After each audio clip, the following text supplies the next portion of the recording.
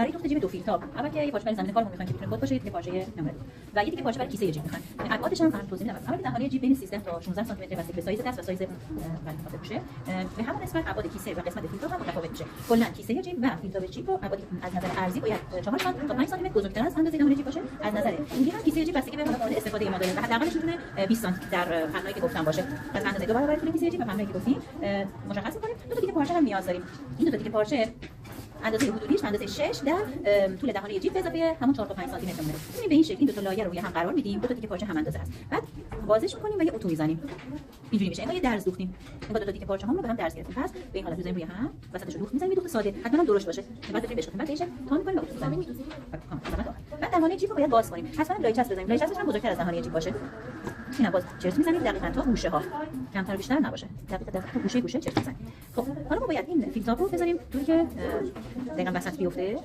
به این شکل تنظیم کنیم. این مهمه. این سه گوشه بچه‌ها مهمه که دقیقاً وسط این دوخت ما باشه. و اینجا رو یه دوخت می‌زنیم. بعد دوباره صاف می‌کنیم پارچه رو. این گوشه رو اینجا رو میدیم بیرون و اینجا رو تنظیم می‌کنیم. دقیقاً وسط بیفته بالا پایین نشه. خیلی مهمه. اگر نه لبه‌های فیلتر ما کم زیاد میشه. پس اول یه سانتی که دوختیم دست بکشیم، کامل صافش کنیم، سمت بریزیم. من می‌دوزم که داشت بهتون نشون بدم. این الان فیلتر ما بود. من باید تنظیمش کنم.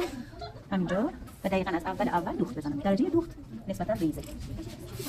سرقایم سرقایم چند تا سرقایم می‌زنیم. اگر تو آخر دوخت نکنید ریشه‌های کار می‌زنه بیرون. اگه زیاد هم دوخت بزنید خوب در نمیاد. خب از رو چکش می‌کنیم. خب خوبه. می‌ریم سمت بعد. حتما باید صاف باشه. سه گوشو میدیم بیرون. باز دقیقاً نوک تیز سه گوشتون اینجا باشه. نباید بکشین پارچه‌تون رو اضافی نباید داشته باشه یا کم نباید داشته باشه. حالا این نوبت لبه‌های جیب هست. اینا رو باید به این شکل بدیم بیرون.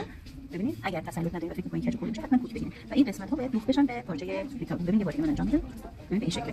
حالا این دقیقاً از همین جایی که هست بازش کنید. بخوابونید روی فیلتاب. می‌ذارید زیر چرخ. شما حتما اگر فکر می‌کنید کج میشه کوک بگیرید. سرقایم رو حتما بزنید. چک می‌کنیم که بالا پایین نداشته باشه. مثلا دوخت انداخته باشه. نه دوخت نداشته. دقیقاً موازی با این اندازه باید باشه. حالا سمت دیگه هم می‌زنیم. از رو اگر بهش نگاه کنیم به این شکل میشه. حالا سمت دیگه هم می‌زنیم. باز همینطوری صاف نگهش می‌داریم. می‌زنیم زیر چرخ. پس اصلا اضافی نمی‌کشیم. به اندازه دقیق خودش. حالا چکش می‌کنیم بریم برای اتو. از پشت انجام میدیم.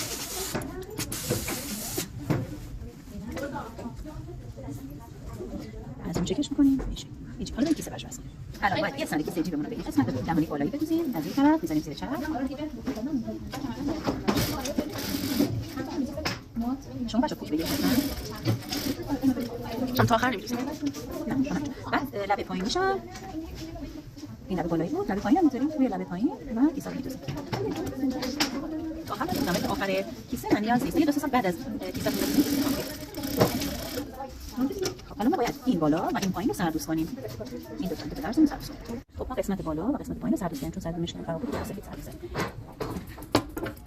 الان قسمت بالای جیبمون هست و اینجا پایین لباسمون محسوب میشه. پس ما کیسه جیبمون می‌گیریم روی پارچه رو می‌گیریم دقیقاً از روی سه گوشمون در راستای خودش میاد تا پایین دوخت می‌زنیم. ما عمدن بزرگتر گرفتیم که از نظر اندازه بعداً هر چقدر خواستیم کم و زیادش کنیم. اینقدر زیاده دیگه. پس نیاز نداریم بهش و ریزی می‌کنیم اضافاتش رو. و بعداً باید سردوز بشه. و این سمت هم به همین شکل. میام حالا سمت دیگه. سمت دیگه دقیقاً از کناری جیبمون می‌دوزیم میام تا پایین. و تمام. دو سمت حالا سردوز می‌کنم. ببین بهتره که سر نخای سردوز رو چون جوری میشه و در میره یه ذره خیلی آهسته با فندک بسوزونیم دیگه کامل گریش نمیشه. خب این به این شکل نخای اضافه رو قیچی می‌کنیم. شما حتما نخ هم سردوز کنید. این میشه الان جیب ما. خب فقط مونده دهانه جیب باز بشه.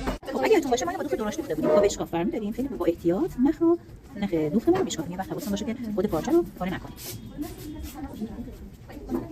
آروم آروم این دوخت رو باز کنیم. بعد حتما نخ اضافه می‌کشیم بیرون. از کیسه جیب ما به همین تمیزی و شیکی و مرتبی در اومد. نه پشتش نه قسمت روش. و حتما دقت کنید اتو می‌زنید برق نداره. اصلا از اتو نزنید چون جو درزتون راتش میفته بعد خراب میشه. مثلا قاچی میشه.